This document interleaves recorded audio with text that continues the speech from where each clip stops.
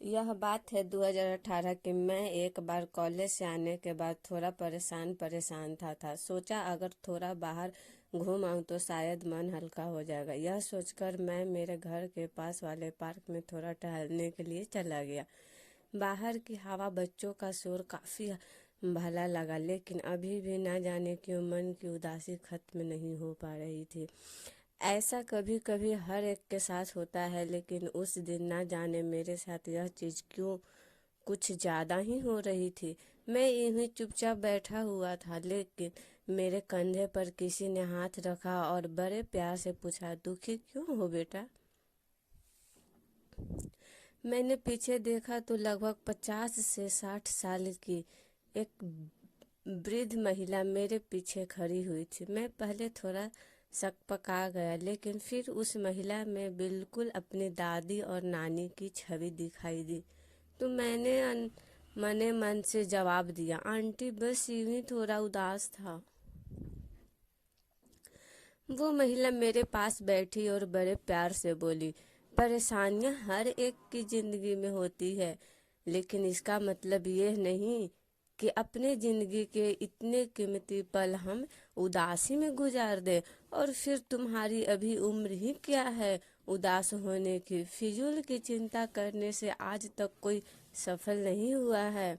अपने काम में ध्यान लगाओ, तुम्हें फल अपने आप मिल जाएगा।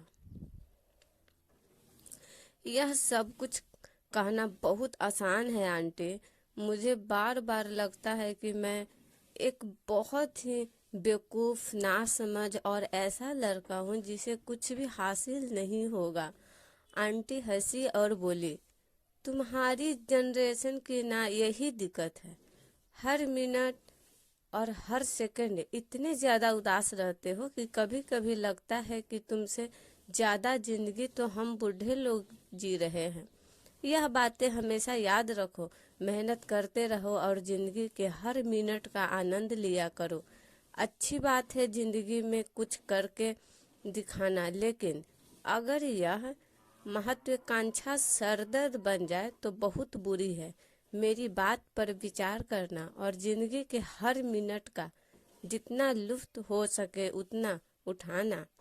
क्या पता जिंदगी हमें कब ऐसे मोड़ पर लाकर खड़ा कर दे जहां से लौट आना बहुत मुश्किल हो। यह कहकर आंटी वहां से चले गए, लेकिन मुझे उनकी यह बात बहुत अच्छी लगी। मैं रोज पार्क जाने लगा। अक्सर आंटी से मुलाकात होती और उनसे खूब सारे विषयों पर बात होती। आंटी का चेहरा आज भी याद है। हरदम हंसती रहती, खिलखिलाती रहती और जिससे भी वह मिलती यही सलाह देती कि जिंदगी के हर मिनट का खूब लुत्फ उठाओ। उनका व्यक्तित्व इतना करिश्माई था कि हर कोई उनसे बात करने को और अपनी समस्याओं का समाधान पूछने के लिए उत्सुक रहता।